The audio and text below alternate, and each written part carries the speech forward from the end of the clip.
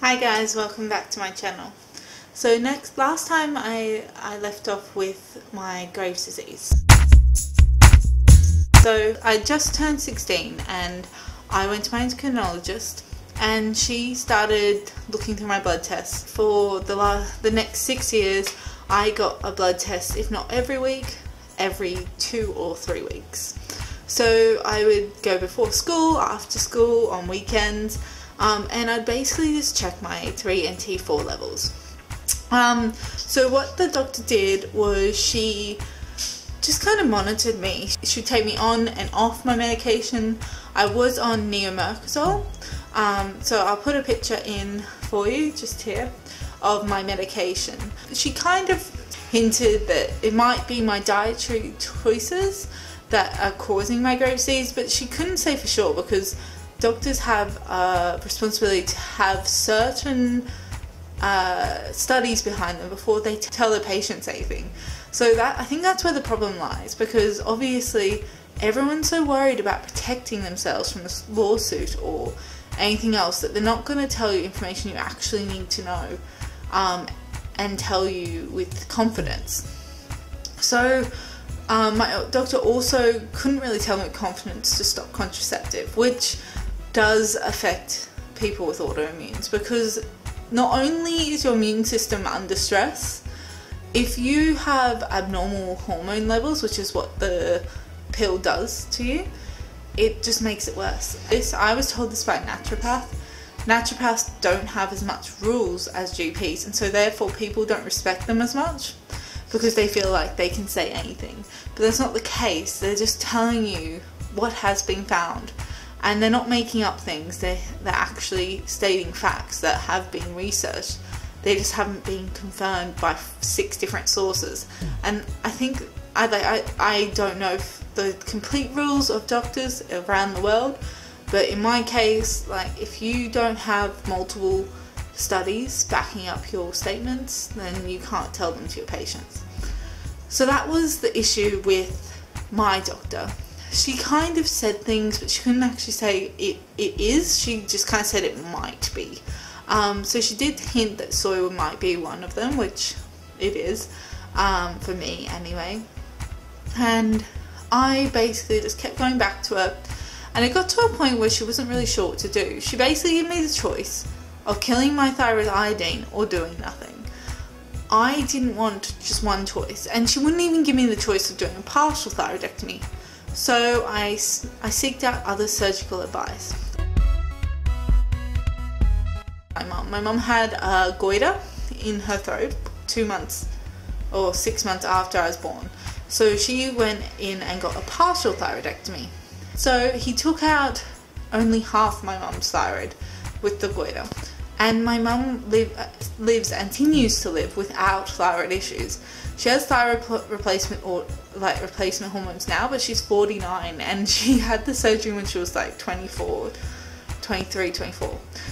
So I was adamant at least getting a partial thyroidectomy. I didn't want to throw out the window the chance of my thyroid returning to normal. I also wanted to look at other methods before I gave up. So at this point I'd been taken on and off again and the neomercazole. So this last time that they took me off the medication, I went completely thyrotoxic, or as others call it, a thyroid storm. It wasn't so bad that my heart failed or I fainted, but I basically, within the space of 10 to 12 weeks, I just went complete 360. I was bedridden, I was lethargic, I lost 10 kilos in 10 weeks. I was eating every hour and unable to walk. Well, not unable to walk, but I was shaking like vigorously and I just was exhausted. So I ended up finding another specialist. He agreed to do a partial thyroidectomy, but he did say that if this hadn't worked, then my next option would be radioactive iodine. So what radioactive iodine does is kills your thyroid. Your thyroid attracts iodine naturally. because it needs it to produce hormones. So when they inject you with radioactive iodine, it goes straight to your thyroid and kills your thyroid.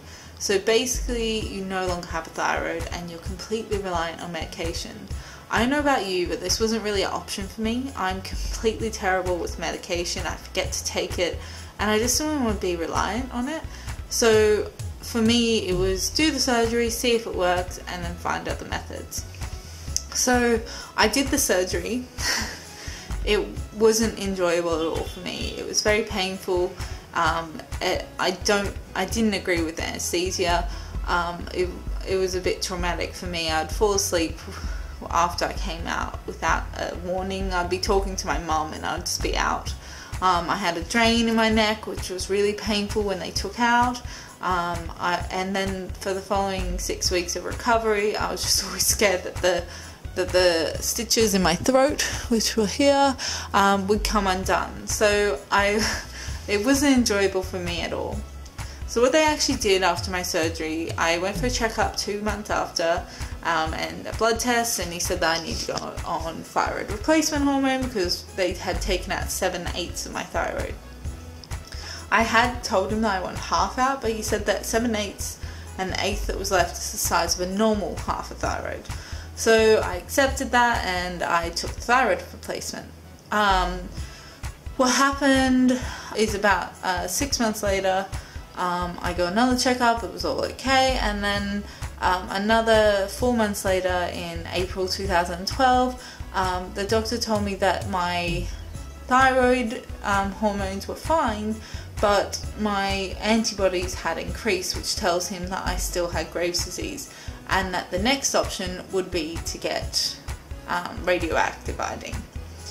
So I was actually leaving on the 24th of April, so 2 weeks from this appointment, to go travelling. I was going on the Pearl boat and I was going to go travelling. I wasn't sure how long for. The original plan was a year. I ended up staying away for a year, 2.5 years.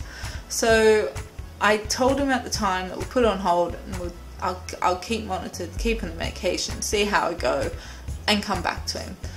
So I stayed monitored.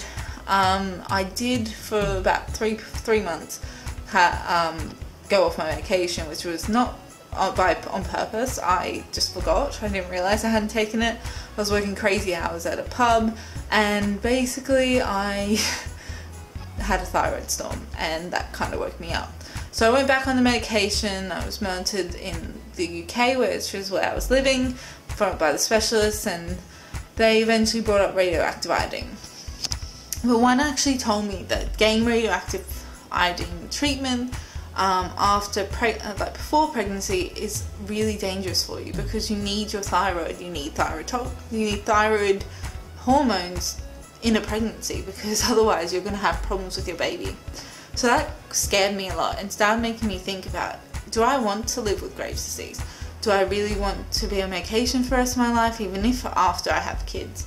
It really just made me think about what could be causing it.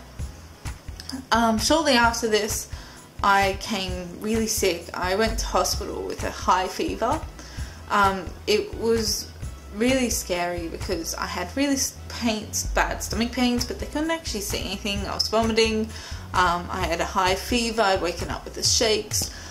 And they didn't really know what was wrong with me. They admitted me for about a week and I got better, but they couldn't really say what it was. They couldn't really say what the problem was. And even after that, I was going to the doctor at least once a week or once every 2 weeks to get checkups because I was in so much pain. I was taking a hot water bottle to work and keeping it on my top and filling it up because I had such bad stomach pains. Also, my psoriasis got worse. So I don't know if you can see, but I have psoriasis. So psoriasis is another autoimmune disease, and it was just getting worse.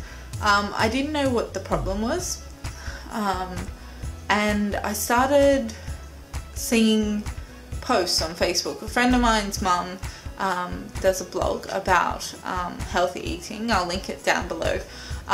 She kind of got me into functional medicine. So what I did was I searched for functional medicine specialists in the UK because I was desperate. I had crazy hormone spikes. I was depressed. I was overweight. I just felt terrible. And I found my naturopath. I'll speak more in the future about my paleo experience and how I came to understand paleo. Also hope to do more videos on healthy eating and paleo lifestyle and how I adjusted to it. And I hope that you'll stay tuned. So if you like this video, give it a big fat thumbs up, subscribe down below, and let me know if there's anything else you'd like me to talk about. Thanks guys, bye. So Graves' disease symptoms are a goiter, basically enlargement of your throat right here. So you can feel it.